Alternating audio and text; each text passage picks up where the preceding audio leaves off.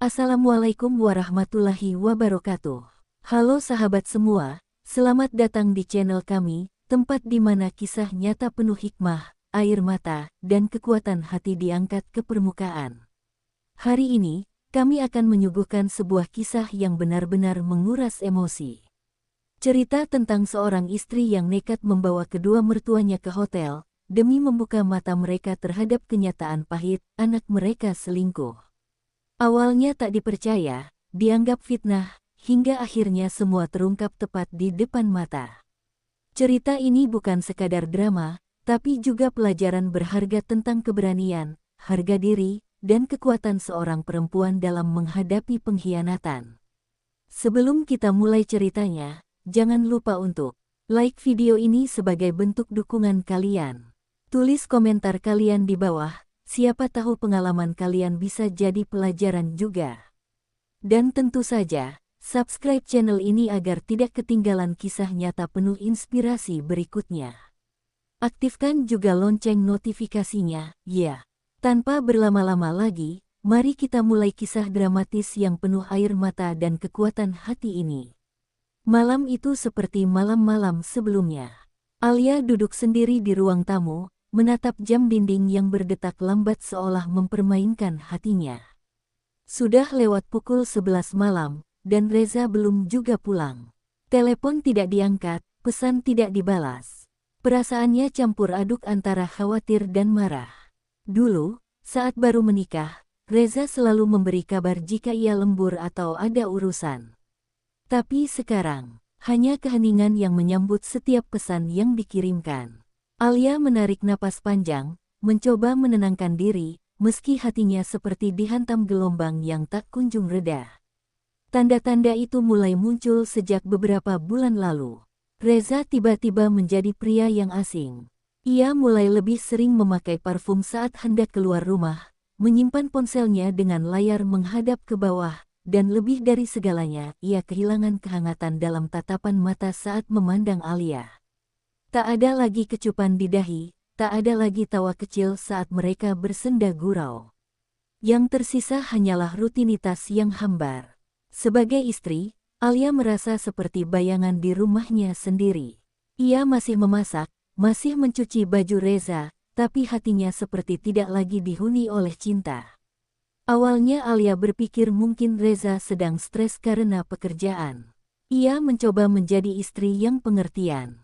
Ia membuatkan teh hangat setiap malam, menyusun kata-kata manis di pesan singkat, bahkan diam-diam menyiapkan kejutan kecil, namun semua usahanya berakhir dengan sikap dingin Reza. Lagi capek, jawab Reza singkat saat Alia mencoba merangkul. Tak ada pelukan balasan, tak ada senyum, hanya dingin, menusuk. Namun hari itu, naluri Alia sebagai perempuan seperti bicara lebih keras. Ia menemukan setitik lipstik merah muda di kerah baju Reza yang tidak mungkin berasal dari dirinya. Ia bukan pengguna lipstik, apalagi warna mencolok seperti itu. Tangan Alia gemetar saat memeriksa dompet suaminya. Ada 2 struk pembayaran hotel, dan semuanya tercetak dengan tanggal dan jam yang jelas. Hatinya remuk, ia ingin berteriak, ingin menangis sepuasnya, tapi tubuhnya membeku. Matanya panas, tapi tak ada air mata yang jatuh.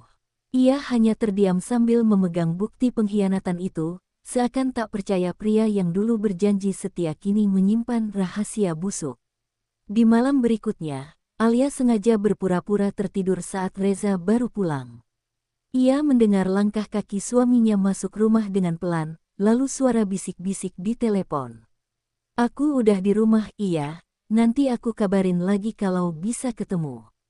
Kalimat itu menusuk hati Alia lebih tajam dari pisau. Ia tahu, hatinya tak salah. Ini bukan sekadar cemburu buta. Ini adalah bukti dari cinta yang perlahan-lahan dibunuh oleh kebohongan. Alia tak ingin langsung menuduh. Ia tahu, Reza pandai bersilat lidah. Ia takut kalau hanya akan berujung ditertawakan. Maka malam itu, Alia menulis semua temuannya di buku catatan. Ia kumpulkan bukti, tangkapan layar transaksi hotel, rekaman suara, dan bahkan histori pesan dari aplikasi. Semuanya ia simpan rapi di sebuah folder yang ia beri nama kebenaran. Ia tak tahu akan ia apakan folder itu, tapi setidaknya ia sedang bersiap untuk sebuah pertarungan besar, pertarungan untuk harga dirinya sendiri. Namun yang paling menyakitkan bukanlah pengkhianatan itu, melainkan rasa tak percaya dari keluarga suaminya. Saat ia mulai menceritakan perasaannya pada ibu mertua, tanggapan yang ia dapat sungguh mencabik-cabik hatinya. "Kamu itu cuma terlalu sensitif. Reza anak baik, kamu jangan fitnah dia." Bahkan ketika Alia menunjukkan bukti-bukti awal, ibu mertua tetap menganggap semua itu salah paham. Seolah-olah Alia adalah istri gila yang terlalu banyak menonton sinetron. Tapi justru itulah yang membuat semangat Alia menyala. Jika mereka tak mau percaya kata-katanya, maka biar mata mereka sendiri yang melihatnya. Dan disinilah semuanya bermula, dari hati seorang perempuan yang hancur, dari cinta yang dikhianati, dari kepercayaan yang diludahi. Alia bersumpah, jika Tuhan mengizinkan, ia akan menyeret mereka semua menyaksikan kebenaran yang selama ini mereka anggap sebagai fitnah. Biar mata kepala mereka sendiri yang melihat. Biar mereka tahu bahwa seorang istri yang diam bukan berarti bodoh, kadang ia hanya sedang menyiapkan waktu yang tepat untuk meledak. Pagi itu, Alia duduk termenung di teras rumah sambil memegang ponsel suaminya yang tanpa sengaja tertinggal. Tangannya gemetar, hatinya berdebar seperti genderang perang yang ditabuh di dadanya sendiri. Ia tahu, membuka ponsel orang lain adalah pelanggaran privasi. Tapi bagaimana dengan perasaan yang dikhianati? Apakah itu tidak lebih menyakitkan dari sekadar membuka rahasia? Dengan jemari bergetar, ia membuka aplikasi dompet digital Reza, dan seketika itu pula, dunianya seperti disiram air mendidih. Dalam histori transaksi, tertulis pembayaran hotel berbintang pada malam-malam yang katanya lembur. Ada juga pesanan 2 porsi makanan premium dari aplikasi online yang dikirim ke lokasi hotel. Alia memeriksa satu persatu dengan detail, menahan napas tiap kali menemukan tanggal yang sesuai dengan malam Reza tak pulang. Ia memotret semua itu, menyimpannya dalam satu folder khusus. Hatinya berkecamuk antara marah, sedih, dan jijik. Ia merasa seperti orang bodoh yang selama ini ditipu dalam diam, dibelai kebohongan yang manis namun mematikan. Tak berhenti di sana, Alia menyusuri galeri foto Reza. Tak ada gambar mencurigakan, semuanya bersih. Tapi saat ia membuka folder tersembunyi di aplikasi media, ia menemukan satu hal yang membuat darahnya naik ke kepala, selfie Reza di dalam kamar hotel, dengan pantulan kaki perempuan lain di cermin belakang. Tak tampak wajah perempuan itu, tapi cukup menjadi petunjuk bahwa suaminya tak sedang sendiri malam itu. Alia menjerit dalam hati. Ia menutup mulutnya sendiri agar tangis tak terdengar oleh anaknya yang sedang tidur di kamar. Hari itu juga, Alia menyalin semua bukti ke flash disk. Ia tahu, ini bukan sekadar urusan rumah tangga. Ini adalah pertarungan harga diri, pertarungan seorang perempuan yang ditampar realita. Ia ingin bicara, ingin mengungkap semua ini di depan keluarga besar Reza. Tapi ia juga tahu bahwa kata-katanya akan dianggap drama, seperti sebelumnya. Maka, satu-satunya jalan adalah membawa mereka melihat langsung dengan mata kepala sendiri. Ia duduk di sudut kamar, memandangi flash disk di tangannya. "Apa aku salah jika ingin mempertahankan harga diriku?" bisiknya. Dalam hatinya, ia tak lagi menangis untuk Reza. Ia menangis untuk dirinya sendiri, perempuan yang begitu setia, begitu sabar, namun dibalas dengan luka yang tak kasat mata.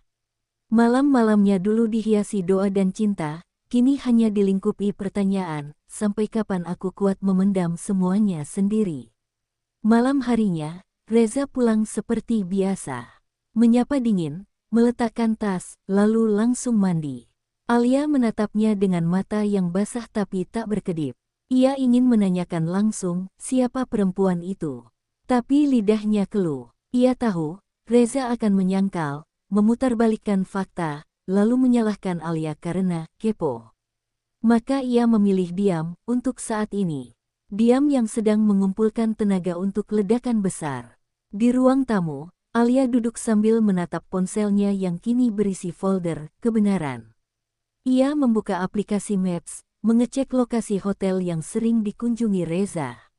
Ia mencatat jam check-in, hari, bahkan nomor kamar dari notifikasi yang tersimpan. Alia seperti menjadi detektif atas hidupnya sendiri, menggali luka demi luka yang ditinggalkan suaminya. Tapi anehnya, di balik semua itu, ia merasa lebih kuat. Rasa sakit yang tak terbendung justru membuatnya berdiri lebih tegak. Dan di akhir malam itu, Alia membuat keputusan yang akan mengubah segalanya. Ia tidak akan menunggu lebih lama. Ia tidak akan terus memohon pengertian kepada mertua yang buta oleh cinta pada anak. Ia akan menunjukkan semuanya, tanpa kata-kata. Ia akan menggiring mereka, pelan-pelan, ke titik di mana kebenaran tak bisa lagi disangkal. Karena bagi Alia, melihat dengan mata kepala sendiri jauh lebih tajam daripada 1000 tuduhan tanpa bukti. Hari Minggu pagi, Alia memberanikan diri datang ke rumah mertuanya. Ia membawa semua bukti yang telah dikumpulkannya dalam satu map biru dan sebuah flash disk. Dengan langkah pelan namun pasti, ia memasuki rumah yang pernah ia anggap sebagai tempat hangat penuh keluarga.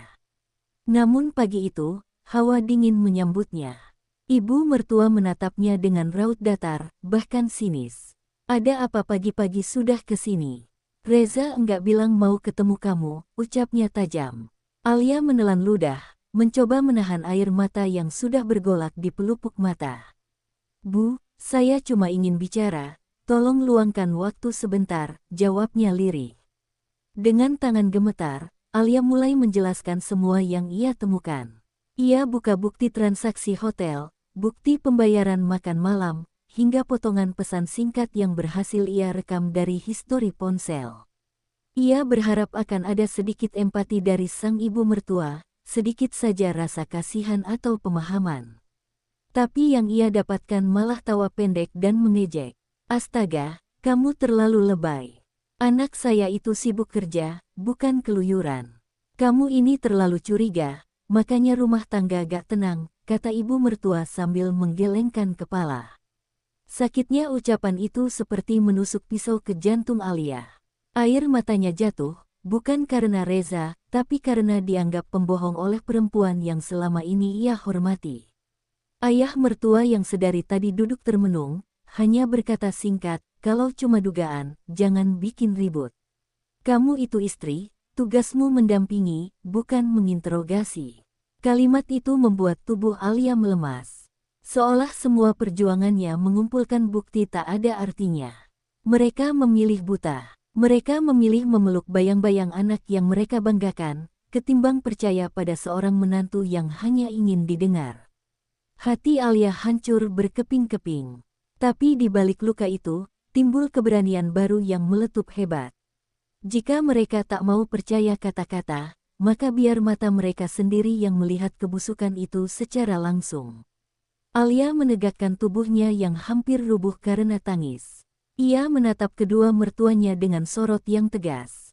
"Baik, kalau kalian pikir aku lebay, ikut aku malam ini. Aku akan tunjukkan semuanya dengan mata kalian sendiri. Kalian pikir aku nyaman membawa aib ini?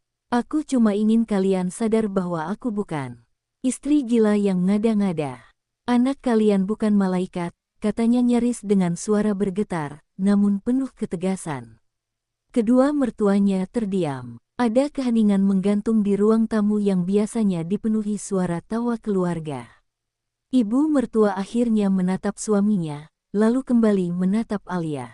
"Kamu serius?" tanyanya curiga. "Sangat serius," jawab Alia tanpa ragu. "Malam ini, jam 8. Hotel Grand Sinar. Aku akan tunjukkan apa yang kalian selama ini tolak lihat." Kalimat itu menggema seperti vonis. Tak ada lagi negosiasi. Tak ada lagi air mata yang meminta belas kasih. Yang ada hanya kebenaran yang menunggu untuk dibuka lebar-lebar. Sepulang dari rumah mertuanya, Alia tak langsung pulang. Ia duduk di bangku taman, membiarkan angin sore mengusap wajahnya yang lelah. Ia merasa seperti perempuan yang berperang tanpa pasukan, tapi ia tak peduli. Ia tidak akan mundur. Ia tidak peduli meski malam nanti akan menyakitkan bagi semua pihak. Yang ia inginkan hanya satu, keadilan untuk hatinya yang terluka. Ia tidak lagi berharap cinta Reza kembali. Yang ia perjuangkan sekarang hanyalah harga diri dan kebenaran yang selama ini dikubur oleh kepura-puraan. Menjelang malam, Alia berdiri di depan cermin. Ia menatap dirinya sendiri dengan mata yang sembab tapi penuh keberanian. Malam ini bukan soal menyakiti mereka, tapi menyelamatkan diriku sendiri, bisiknya lirih. Ia mengenakan jilbab dengan rapi, memegang map biru dan flash disk yang kini sudah tak berarti lagi karena sebentar lagi semuanya akan terbuka langsung di hadapan mata. Tangannya gemetar, namun langkahnya mantap. Dan untuk pertama kalinya sejak lama, ia merasa hidupnya mulai ia genggam kembali. Hujan turun rintik-rintik ketika malam itu tiba. Suasana langit Jakarta seperti turut merasakan beban hati Alia. Di dalam mobil sewaan yang ia kemudikan sendiri, duduklah dua sosok yang selama ini menolaknya mentah-mentah, ibu dan ayah mertuanya. Keheningan memenuhi ruang kabin mobil. Tak ada satupun kata yang terucap sepanjang perjalanan. Hanya suara wiper yang berderit dan desahan napas tertahan dari Alia yang mencoba menahan tangis. Ia menggenggam setir erat-erat, seolah itu satu-satunya pegangan agar ia tidak runtuh sebelum waktunya. Mobil berhenti sekitar 200 meter dari Hotel Grand Sinar. Dari tempatnya, Alia bisa melihat pintu lobi dengan jelas. Jam di dashboard menunjukkan pukul 19.45. Dia biasanya datang antara jam 8 hingga 8:10, ujar Alia dengan suara pelan, nyaris tak terdengar. Ibu mertuanya hanya mendesah, sementara ayah mertuanya menyilangkan tangan, menatap ke arah hotel tanpa ekspresi. Mereka masih setengah tak percaya, masih meyakini bahwa Reza, anak sulung yang mereka banggakan, tak mungkin berbuat serendah itu. Tepat pukul 20:06, sebuah mobil hitam berhenti di depan lobi hotel. Dari dalamnya keluar sosok yang tak asing, Reza. Ia mengenakan kemeja putih, parfum mahalnya bahkan seakan tercium dari kejauhan. Ia tersenyum, lalu berjalan cepat membuka pintu mobil sebelah. Seorang perempuan dengan gaun merah elegan turun dengan manja, menyambut Reza dengan pelukan lembut. Mata Alia membelalak, sementara tangan ibu mertuanya langsung menutupi mulutnya yang tercekat. Ya Allah, gumam ayah mertua pelan. Seluruh dunia Alia runtuh dalam hening yang menyiksa. Alia tidak menangis saat itu. Tidak ada air mata yang jatuh. Hatinya telah kosong dari harapan. Yang tersisa hanyalah kelegaan pahit bahwa semuanya kini telah terlihat. Ia melirik ke arah ibu mertua yang kini menunduk, tubuhnya gemetar. Masih bilang saya lebay, Bu? Tanya Alia dengan suara nyaris pecah. Ibu mertuanya tak menjawab, wajahnya pucat, dan sorot matanya mati. Ayah mertua perlahan menundukkan kepala, menutup wajah dengan kedua tangannya, menahan rasa malu yang tak bisa ia sembunyikan. Mereka bertiga turun dari mobil, berjalan perlahan ke arah lobi hotel. Alia berada di depan, dengan langkah berat tapi pasti. Ia tak peduli lagi dilihat orang. Tak peduli dengan bisik-bisik. Ia hanya ingin malam ini menjadi saksi bahwa dirinya pernah memperjuangkan rumah tangga yang kini telah hancur oleh kebohongan. Di depan lift, mereka menunggu dengan jantung berdegup keras. Alia tahu nomor kamar yang sering dipesan Reza, ia hafal dari histori aplikasi. Kamar 807, katanya pelan, lalu menekan tombol lift dengan tangan gemetar. Lift terbuka. Mereka bertiga masuk dengan sunyi yang menusuk. Angka di layar lift berganti perlahan, seolah memberi waktu pada mereka untuk bersiap menghadapi kenyataan paling menyakitkan. Di depan pintu kamar 807, Alia berdiri terpaku. Ia mengangkat tangannya, ragu mengetuk. Tapi sebelum tangannya menyentuh kayu pintu, suara tawa kecil terdengar dari dalam, tawa Reza dan si perempuan itu. Tak kuat lagi, ibu mertua menangis sesenggukan. Alia menatapnya tajam. Itu anak ibu. Pintu kamar terbuka tiba-tiba. Mungkin karena suara di lorong terlalu ramai, atau mungkin Tuhan memang mengatur segalanya agar semuanya terbongkar tanpa harus Alia mengetuk. Dan di sanalah Reza berdiri, mengenakan kaos putih tipis, dengan rambut acak-acakan. Di belakangnya, perempuan itu berdiri santai dengan hanya mengenakan handuk hotel. Mata Reza membelalak melihat siapa yang berdiri di depan pintu. "Bu, ayah, Alia," katanya terbata, seakan baru melihat hantu. Tapi hantu malam ini bukan Alia, hantu malam ini adalah kebohongan yang selama ini ia sembunyikan.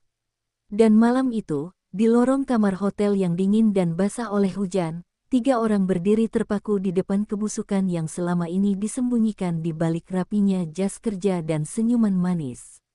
Tak ada kata-kata yang bisa menghapus luka itu. Hanya kenyataan yang telanjang, dan seorang istri yang berdiri paling tegak di antara reruntuhan cinta.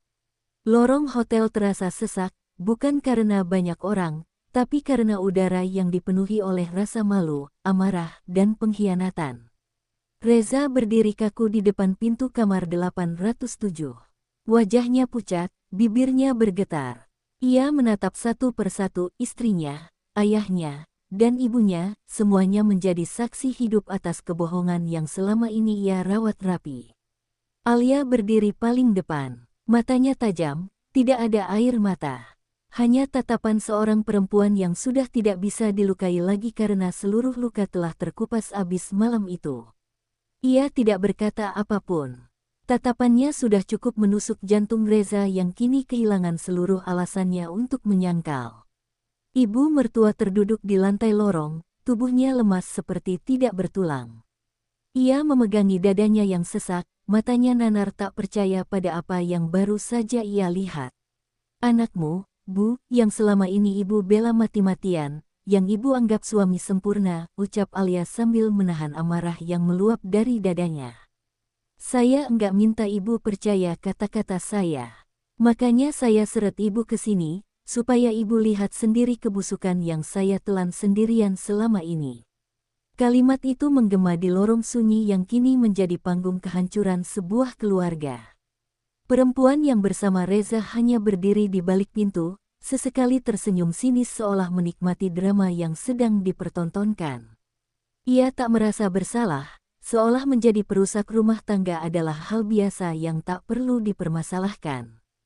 "Jangan bawa-bawa orang tua buat urusan ranjang kalian, deh," katanya ringan.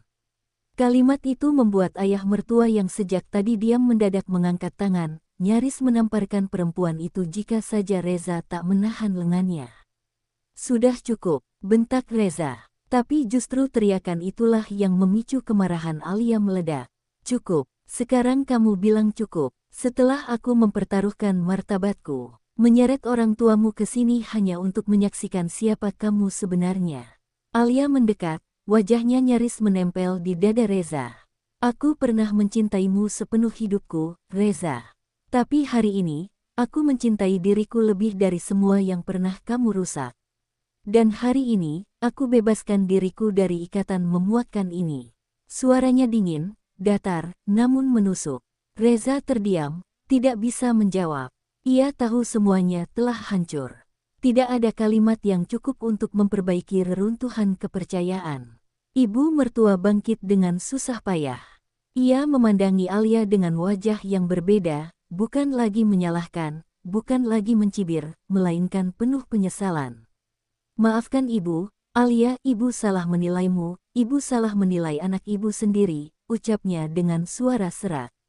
Tapi Alia hanya tersenyum pahit. "Bu, saya enggak butuh ibu minta maaf.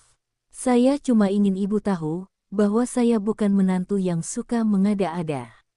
Saya cuma perempuan yang terlalu lama diam demi menjaga martabat keluarga yang bahkan tidak menganggap saya bagian dari mereka." Malam itu, Alia berjalan meninggalkan hotel dengan langkah pelan tapi mantap. Tak ada lagi kata yang perlu diucapkan. Mertuanya menyusul di belakang dengan langkah gontai, sementara Reza tetap berdiri di depan kamar, tak mampu mengejar, tak tahu harus bicara apa. Seluruh kebohongan yang ia bangun selama ini runtuh dalam satu malam. Dan yang paling menyakitkan bukanlah ditinggal istrinya, tapi kehilangan kepercayaan orang tuanya yang selama ini membela tanpa syarat. Di dalam mobil, ibu mertua masih menangis diam. Ayah mertua memejamkan mata, sesekali menghela napas panjang. Tak satu pun dari mereka bicara sepanjang perjalanan pulang. Alia hanya menatap keluar jendela, melihat tetes hujan yang mengalir di kaca. Tapi di dalam dadanya, badai telah reda. Ia tak tahu harus merasa apa, lega, hancur, marah, atau kosong. Tapi yang jelas, malam itu ia menang. Bukan karena ia berhasil mempermalukan Reza, tapi karena ia berhasil berdiri tegak meski berkali-kali diseret ke dasar paling kelam. Dan saat sampai di rumahnya sendiri, Alia menatap pintu rumah itu lekat-lekat. Tempat yang dulu ia hiasi dengan cinta, kini akan ia tinggalkan dengan keberanian. Ia tahu langkah selanjutnya akan berat: pengadilan, perceraian, stigma keluarga, masa depan anak. Tapi ia siap. Karena malam itu, ia telah melewati langkah terberat, menyeret kebenaran keluar dari persembunyian, tepat di depan wajah mereka yang selama ini menolaknya. Tangisan itu pertama kali terdengar sebagai desahan lirih. Namun dalam hitungan detik, berubah menjadi isakan menyayat yang menggema di lorong hotel lantai 8. Ibu mertua Alia jatuh bersimpuh di lantai karpet, tepat di depan kamar 807, kamar di mana anak kandungnya sendiri baru saja mempermalukan keluarga. Rambutnya terurai berantakan, tangannya menutup wajah, dan suaranya pecah, "Ya Allah, anakku, Reza, apa yang kamu lakukan, Nak?" Tangisnya membuat para tamu hotel keluar kamar, sebagian hanya mengintip dari balik pintu. Tapi malam itu, rasa malu dikalahkan oleh rasa hancur. Seorang ibu menangisi anaknya sendiri, bukan karena anaknya menderita, tapi karena anaknya adalah pelaku pengkhianatan. Alia berdiri kaku di samping, matanya kosong. Ia menatap ibu mertua dengan perasaan bercampur. Dulu, wanita yang kini menangis itu adalah sosok yang membelanya saat baru menikah, yang dulu menyambutnya dengan peluk hangat dan doa-doa manis. Tapi seiring waktu, kasih sayang itu berubah menjadi penghakiman. Kini, melihat wanita itu terpuruk di lantai karena perbuatan anaknya sendiri, Alia tidak tahu harus merasa lega atau semakin hancur. Dalam dirinya, ada bagian yang ingin berkata, "Lihatlah, Bu. Inilah anak yang selalu ibu bela." Tapi sisi lainnya hanya bisa terdiam karena luka yang terlalu dalam sudah menghapus kata-kata. Reza mencoba menarik ibunya untuk berdiri, tapi tangannya ditepis. "Jangan sentuh ibu. Ibu malu sama kamu. Kamu tega, Nak. Kamu tega hancurin pernikahan kamu kayak gini." Ibu mertuanya menjerit, lalu kembali menunduk, menangis sambil menepuk-nepuk dada. "Kamu bohong terus, kamu buat ibu membela kamu buat ibu memarahi Alia. Padahal dia benar, dia benar." Suara tangisan itu seperti mimpi buruk yang terwujud. Suara yang seharusnya diucapkan sejak lama, namun baru bisa keluar setelah kebenaran menyeruak tanpa bisa dibantah. Ayah mertua yang biasanya pendiam dan tenang, malam itu meneteskan air mata. Ia menunduk, berdiri membelakangi anak dan istrinya. Suaranya lirih, nyaris berbisik, "Kamu bukan lagi anak yang kami banggakan, Reza." Kalimat itu menghantam Reza seperti petir menyambar di siang bolong. Ia menunduk, wajahnya semakin pucat. Ia ingin menyalahkan keadaan, ingin membela diri bahwa rumah tangganya sudah hambar. Tapi saat melihat Alia berdiri tegak dengan mata yang tak lagi basah, Reza tahu bahwa tak ada satupun alasan yang pantas untuk membenarkan pengkhianatannya.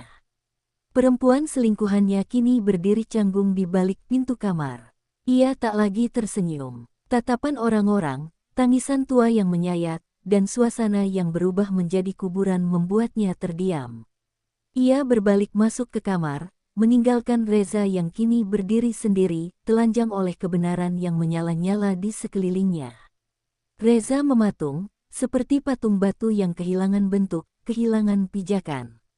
Untuk pertama kalinya dalam hidupnya, ia melihat semua orang yang ia sayangi berdiri berseberangan dengannya. Alia akhirnya bersuara. Suaranya pelan, tapi mengandung kekuatan yang membuat semua menoleh. "Saya enggak datang malam ini untuk menonton drama. Saya datang karena saya lelah dianggap berhalusinasi. Saya lelah dicibir, Saya lelah dianggap istri yang curiga buta. Sekarang, semuanya sudah terbuka. Ia memandang Reza sebentar, lalu menatap ibu mertuanya yang masih terduduk. Saya enggak tahu apakah ibu bisa memaafkan saya karena dulu sempat membentak balik. Tapi saya manusia, Bu. Saya bukan boneka. Saya punya rasa sakit. Tangisan ibu mertua makin menjadi. Ia menarik tangan Alia, memeluknya erat sambil berkata, "Maafkan ibu, nak, maafkan ibu buta, ibu terlalu percaya, ibu salah." Pelukan itu bukan pelukan kemenangan. Itu pelukan dari dua perempuan yang sama-sama terluka oleh satu laki-laki yang mereka cintai. Alia membalas pelukan itu dengan mata yang mulai basah lagi. Kali ini bukan karena lemah, tapi karena akhirnya ia didengar, meski harus menyeret mereka ke tempat sehina ini. Dan malam itu, saat mereka keluar dari hotel dengan langkah berat, hujan kembali turun lebih deras dari sebelumnya. Tapi bagi Alia, hujan malam itu bukan lagi tanda kesedihan. Hujan itu seperti cucuran air suci yang membersihkan dirinya dari luka lama. Ia tak lagi membawa beban. Ia telah menunjukkan semuanya. Ia telah memperjuangkan harga dirinya sampai akhir. Kini, hanya ada satu jalan ke depan, jalan yang akan ia tempuh sendiri, namun dengan kepala tegak dan hati yang pulih. Pagi itu langit mendung menggantung rendah, seolah ikut merunduk menyaksikan kepedihan yang tak kunjung reda. Di rumah mertuanya yang sunyi, aroma masakan pagi tak lagi semerbak seperti biasanya. Tidak ada tawa kecil, tidak ada suara televisi. Yang ada hanya keheningan yang menyayat, sisa dari malam sebelumnya yang mengguncang segalanya. Alia datang bukan untuk memohon, bukan untuk mengibah, tapi untuk menyampaikan satu kalimat terakhir yang selama ini selalu ia telan demi menjaga perasaan orang lain, "Anakmu bukan malaikat." Ibu mertua duduk di ruang tamu dengan tatapan kosong. Wajahnya tampak lebih tua dari usianya, mata sembab tak tertutup bedak. Ketika melihat Alia masuk, ia hanya menatap sebentar, lalu menunduk. Suara Alia pelan namun tegas, "Bu, saya datang bukan untuk memperpanjang luka. Saya hanya ingin bicara, satu kali saja, tanpa disela, tanpa ditolak." Ibu mertua hanya mengangguk pelan, dan Alia duduk perlahan, menatap wajah wanita yang dulu pernah ia panggil ibu dengan sepenuh cinta. "Saya tahu, dari awal ibu lebih sayang Reza dibanding saya. Itu wajar, dia anak ibu. Tapi yang tidak adil adalah ketika saya berteriak meminta didengar, ibu malah menertawakan saya. Ketika saya menunjukkan luka, ibu menyebut saya drama. Padahal selama ini, saya menahan semuanya sendiri, air mata, penghinaan, dan kehancuran rumah tangga saya," ucap Alia, suaranya bergetar namun tak pecah. Ia berbicara bukan lagi sebagai menantu, tapi sebagai perempuan yang baru saja pulih dari luka dalam. Ibu mertuanya mulai menangis. Tapi Alia tidak berhenti. "Saya tahu saya tidak sempurna. Mungkin saya cerewet, mungkin saya terlalu sensitif. Tapi saya mencintai Reza dengan sungguh-sungguh, Bu. Saya menerima segala kekurangannya. Saya bertahan meski dia sering pulang larut, sering kasar bicara, sering membuat saya merasa sendirian di rumah sendiri. Saya diam. Saya tutupi semuanya, bahkan dari orang tua saya sendiri. Karena saya ingin ibu bangga bahwa menantu ibu adalah perempuan yang kuat." Kali ini air mata Alia jatuh, bukan karena lemah, tapi karena semua yang ia tahan terlalu lama. Dan malam itu, ketika semuanya terbuka di depan mata ibu, saya tidak merasa puas. Justru saya sedih, karena saya tahu, ibu tidak hanya kehilangan kepercayaan pada saya, tapi juga pada anak ibu sendiri. Tapi, Bu, itu bukan salah saya. Reza yang memilih jalan itu. Reza yang mengkhianati sumpah di depan penghulu. Dan saya, hanya perempuan biasa yang mencoba mempertahankan rumah tangga meski berkali-kali disayat dari belakang. Alia mengusap air matanya sendiri, lalu tersenyum getir. "Anak ibu bukan malaikat, Bu. Dan saya bukan iblis." Ibu mertua akhirnya bicara, dengan suara parau, ibu menyesal, Alia. "Maafkan ibu. Ibu terlalu buta. Ibu terlalu cinta sama Reza sampai lupa bahwa kamu juga manusia. Ibu pikir Reza anak baik, tapi ternyata ia tak mampu melanjutkan. Tangisnya pecah, dan kali ini Alia yang memegang tangannya. Ia menggenggamnya pelan, meski hatinya masih robek. Karena dalam luka pun, Alia tak pernah kehilangan adab. Meski dihancurkan, ia tak pernah belajar membenci. Maaf, Bu. Saya harus pergi. Saya sudah daftarkan gugatan cerai. Saya tidak tahan terus pura-pura bahagia sementara hati saya seperti hancur dipijak-pijak. Tapi saya akan tetap menghormati ibu. Bukan karena saya masih mencintai Reza, tapi karena saya tahu, tidak semua kesalahan anak harus ditanggung orang tua. Kalimat itu menghentikan waktu sejenak. Mata ibu mertuanya menatap Alia dengan getir, seolah ingin menahan, tapi juga tahu bahwa tak ada lagi yang bisa dicegah. Dan saat Alia berdiri, memeluk ibu mertuanya untuk terakhir kalinya, ada sepotong doa dalam bisikannya. Saya doakan Reza berubah, Bu. Tapi tanpa saya di sisinya. Lalu ia berjalan perlahan keluar rumah, melintasi halaman yang dulu sering ia siram setiap pagi, melintasi kenangan yang dulu ia bangun dengan harapan, dan kini ia tinggalkan dengan harga diri. Di balik punggungnya, pintu rumah tertutup perlahan. Bukan lagi penutup untuk hubungan, tapi pemisah antara luka dan kebangkitan.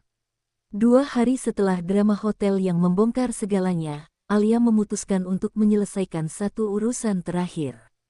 Bukan karena dendam, bukan pula karena ingin mempermalukan siapapun, tapi karena ada luka yang masih menganga, bukan dari pengkhianatan Reza, tapi dari senyuman sinis seorang perempuan yang telah merenggut semua yang ia perjuangkan. Siang itu, Alia berdiri di depan sebuah kafe kecil di kawasan pusat kota, tempat yang sering Reza kunjungi diam-diam bersama selingkuhannya.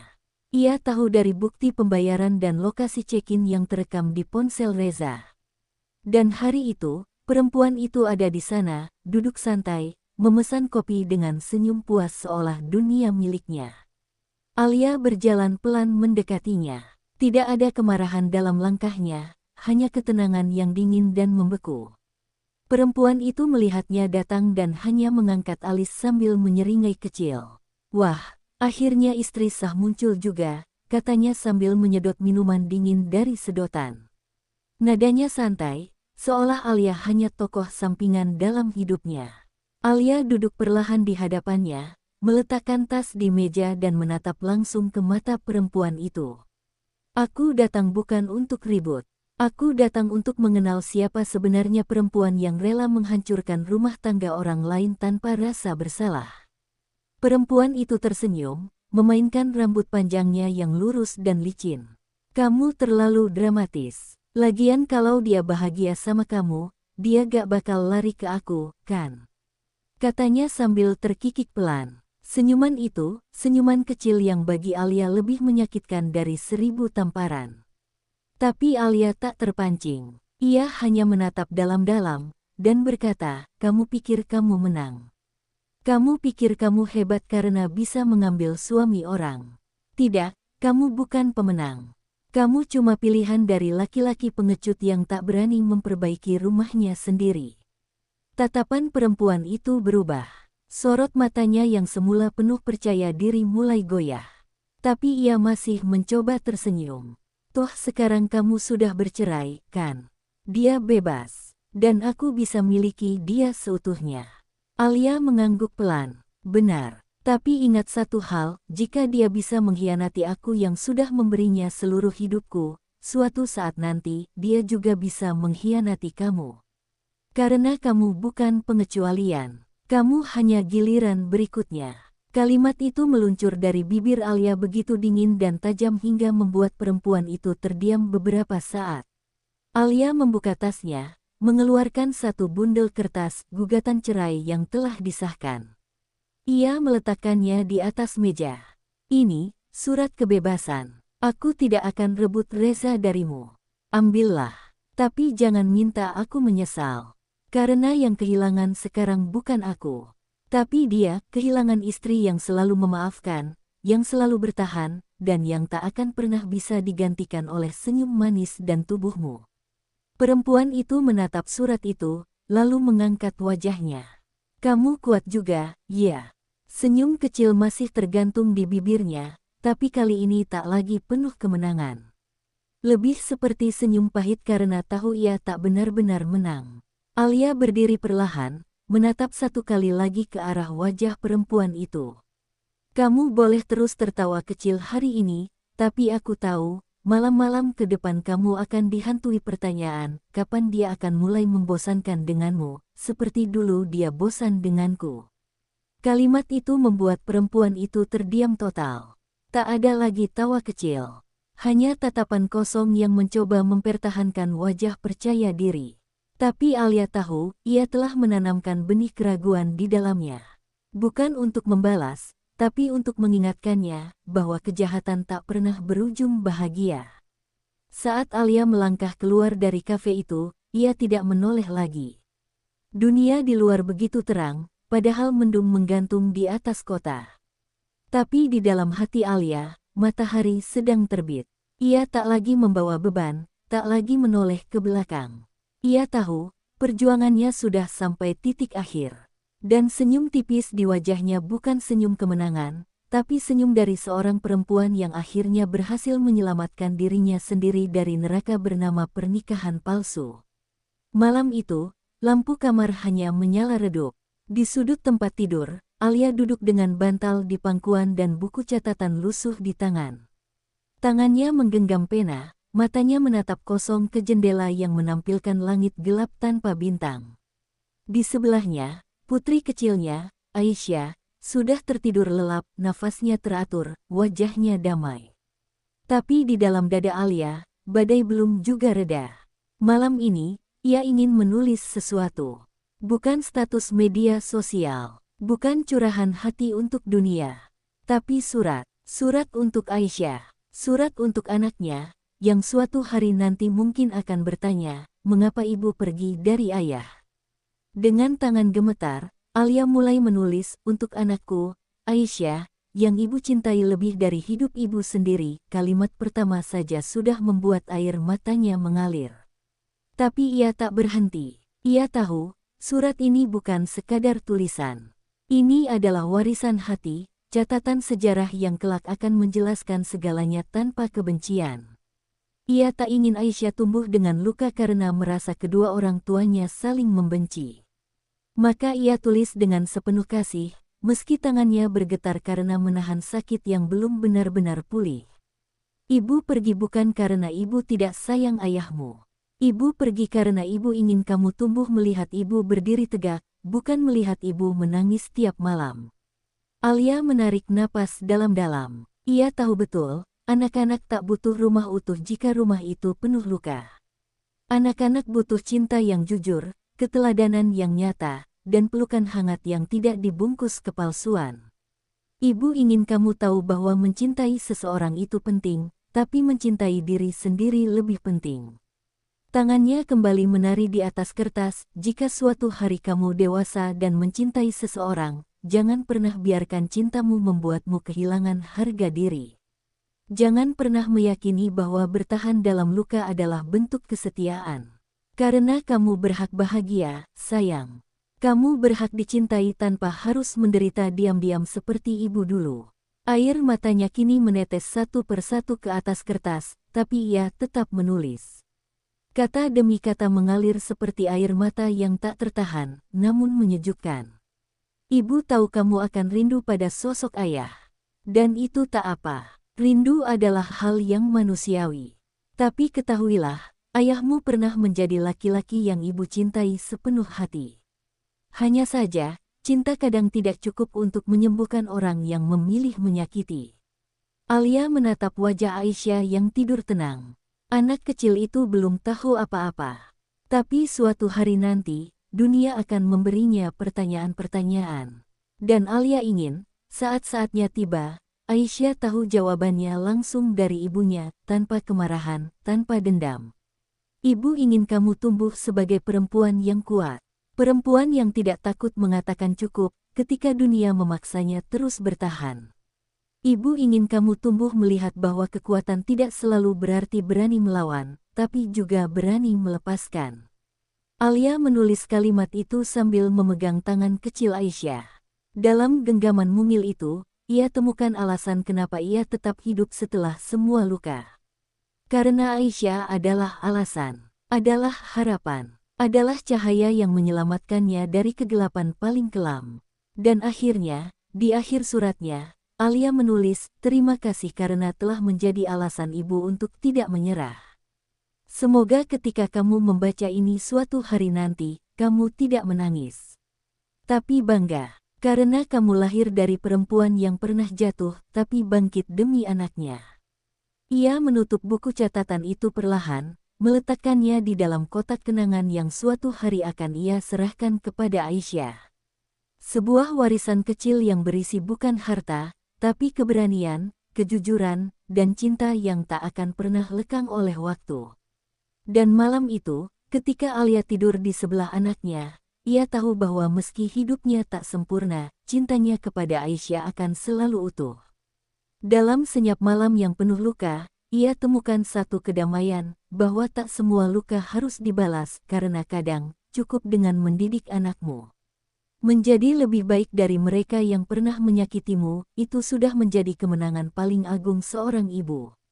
1 tahun telah berlalu sejak malam kelam di lorong hotel itu. Waktu seolah berlari membawa serta luka, menjemput hari-hari baru yang lebih terang. Hari ini, Alia berdiri di halaman rumah kecil hasil keringatnya sendiri.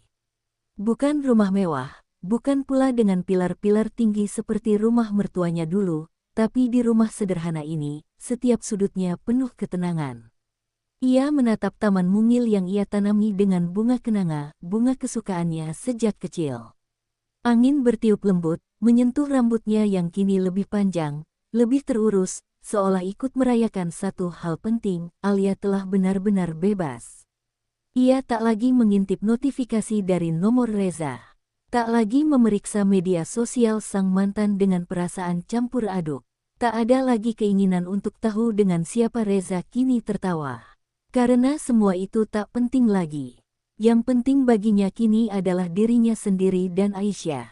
Alia telah menemukan bahagia di tempat yang dulu ia pikir tidak mungkin, di dalam dirinya sendiri. Tanpa Reza, tanpa restu yang penuh syarat, tanpa kebohongan yang dibungkus kata cinta. Di depan cermin pagi itu, Alia tersenyum. Ia mengenakan blus putih bersih dan celana panjang krem, riasannya tipis, dan auranya secerah mentari. Ia hendak menghadiri undangan seminar sebagai pembicara tamu, menceritakan kisahnya tentang perempuan yang berani keluar dari hubungan toksik. Bukan untuk jadi selebritas, tapi untuk jadi suara. Suara bagi para perempuan yang terlalu lama disuruh diam, disuruh sabar, disuruh bertahan meski dipatahkan. Alia tahu, suaranya bukan hanya miliknya, itu milik semua perempuan yang sedang mencari jalan pulang menuju dirinya sendiri. Di sepanjang seminar itu, banyak mata menatapnya kagum. Di antara hadirin, ada wanita-wanita muda yang mencatat setiap kata, ada ibu-ibu yang mengangguk lirih sambil menyeka air mata. Bahkan panitia laki-laki tampak tertegun saat Alia berkata, kadang perempuan tak butuh diselamatkan. Yang mereka butuhkan hanyalah ruang untuk bangkit sendiri.